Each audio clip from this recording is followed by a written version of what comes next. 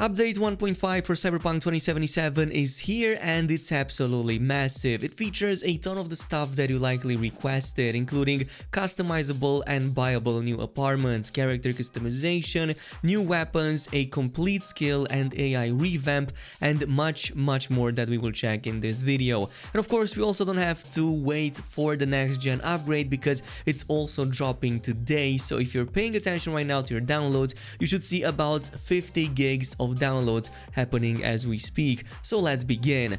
Let's begin with the AI and the crowd improvements that have gone through some massive changes, and now with crowds and of course the AI is much better at reacting to your actions and will behave a lot more efficiently. Especially so, NPCs will no longer just run away in fear, but they can also fight back. Many of the Night City citizens will now also carry fire weapons, which means they can totally react back to hostile enemies, and that includes you as well. Like in this case, we can see two of the nearby bouncers at the local club reacting to a hostile enemy that was attacking the player, and they were totally attacking it with melee attacks while everybody else was pretty much running away. NPC drivers can now also panic and drive away in fear, pretty much going over sidewalks, over lampposts, or just running over innocent bystanders by the fact that they got just too scared of you. But they can also fight back from inside vehicles, and you can totally be the victim of a drive-by if you're not being too careful in the new update. There's many other improvements, including bug fixes for the disappearing bug for the crowds, and many other improvements to the crowd running animations and everything else in between.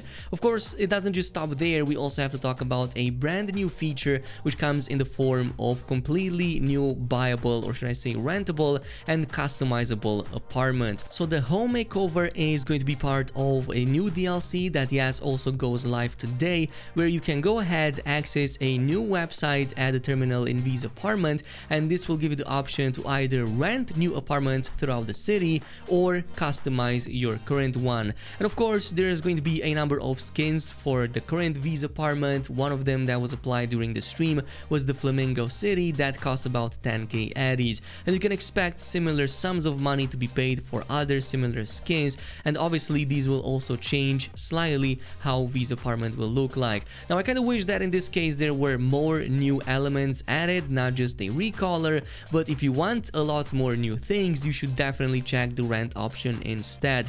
So what this does is it basically gives you access to 4 new apartments in Northside, Japantown, Corpo Plaza, and another one in Glen. They all look very different from one another, they cost differently, with of course the one in the Corpo Plaza costing the most at 55k eddies. Now obviously you can also find these in a much more immersive way by going physically to their location and renting them over there. You can also find these in your journal in the brand new apartment section. What's awesome about these is that they all share a common stash, so any item that you put inside a stash in a different apartment can be visible and acquirable from any other apartment you might have bought in the city. But moving on to the next big feature, yes, we finally had character customization or appearance changing for V in Cyberpunk 2077. Simply visit any mirror at one of your apartments and you can go ahead and see that new prompt to change your appearance for your character, and you will get pretty much all of the options from the character creator, from like the hair, colors, makeup, and everything else in between. But there's also completely new ones that CD Projekt Red has added with the new update. You can also see improved lighting to see your character much better when you apply these changes, and overall you're going to finally be able to fully customize your character however you want. Still not sure if you can change the gender, but I guess we're gonna see that once the game fully downloads. Now speaking of V's apartment and DLCs, you can also get 2 new DLC weapons and a lot of new weapon mods back at the Mega Building, specifically back at Wilson right here at his Second Amendment shop. If you go over there, you will notice that there's an SMG called Guillotine and a rifle called Umbra that you can go ahead and buy right away. Of course, these can also spawn at higher rarities. In this case, they were just green and blue, but obviously they can go all the way up to legendary, and of course, if you skip time in the game, they can also restock. Speaking of skipping the time, that has also been completely revamped, and it has a much better visual indication of what time of the day you're switching to. I think it also looks way better and much more improved, and of course, the animations over there are made way better than in the previous updates. Let's also talk about some perk revamps. yes, the full skill trees for Cyberpunk 2077 have also been completely revamped with a ton of changes that we're gonna go in just a little bit. And of course, continuing in the new patch, you're going to have to redistribute all of your skill points, since now all of these changes have reset everything and you will have to do everything from the beginning. Nonetheless, the combat has been rebalanced, it's now more fair in the new update, and yeah, CD Projekt Red has gone rid of most, if not all, of the useless perks, especially the one that reduced detection underwater. But let's talk about some cool new additions, because in the cool section now we have ninjutsu instead of stealth.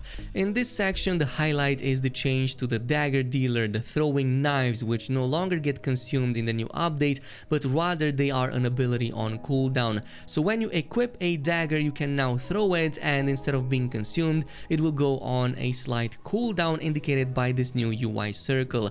Of course, you can also further reduce that cooldown by just getting higher quality daggers and possibly just getting some better skills in the same tree. Also in the Cold Blood, there's been massive changes in there too, and Bloodswell, for example, no longer just provides immunity to certain ailments, but rather gives you another ability to survive instead of getting a final blow against your character. There's many such changes, and I cannot wait to play around with the improved builds that we can create in the new update.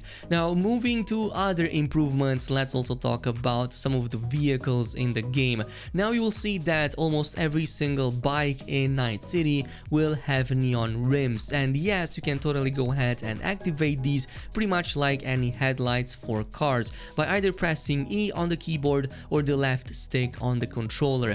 The driving has also gone through some upgrades. Of course, you can now do burnouts and donuts way easier than ever before, both in cars as well as bikes. Vehicles in general will feel weightier, they will simulate ABS, and their suspensions will also feel more realistic in the new update. According to CD Projekt Red, you don't just get these, but you can also observe traffic cars also actively simulating suspensions to make them feel a lot more realistic. At the same time, it's going to be now possible to do drifts a lot better than ever before, and there's been a massive improvement to the first-person vehicle visibility. So now every single car in the game has been tweaked so that you can see the model perfectly without having any parts blocking your view, especially for some of the problematic vehicles from the previous updates. But moving on next, let's also take a look at some other quality of life changes and new ways to acquire better rewards. So if you take a look at the map of Night City, icons have also gone through a refresh, with the distinction between side and main content being visible a lot more clearly. So side content will be seen with a green hue icon, like in this case side gigs and whatnot.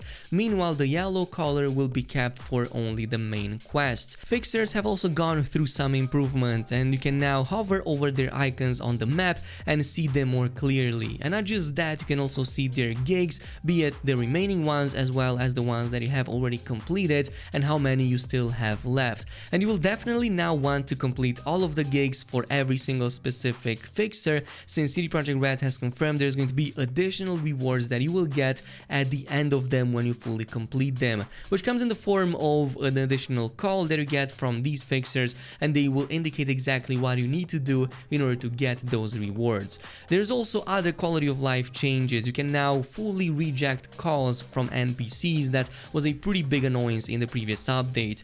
Furthermore, you can also completely shut these off in the options settings. You can turn off notifications for certain types of activities like NCPD calls and other similar side activities. Meanwhile, for the main ones, these NPCs will follow up with customized messages for bigger quests in case you have rejected one of their calls. And should I also add the fact that the game will have a walk toggle option in the new update? Yes, that's totally a thing in update 1.5. This brings us to the final point on the list, and that's going to be the next gen upgrade, which should be available right now for all consoles. Specifically, it's going to feature a performance mode that lets you play the game at 60 FPS, and there's also a quality mode that has ray tracing activated and a lot of other like graphical bells and whistles that will make you appreciate Night City a lot more. If you're playing on the PlayStation though, especially the PS5, you will need to re-download that PS5 separately, since yeah, that's going to be a different version of the game than the current PS4 one that you have right now installed, which shouldn't take you too long. You can do it manually pretty much from the storefront.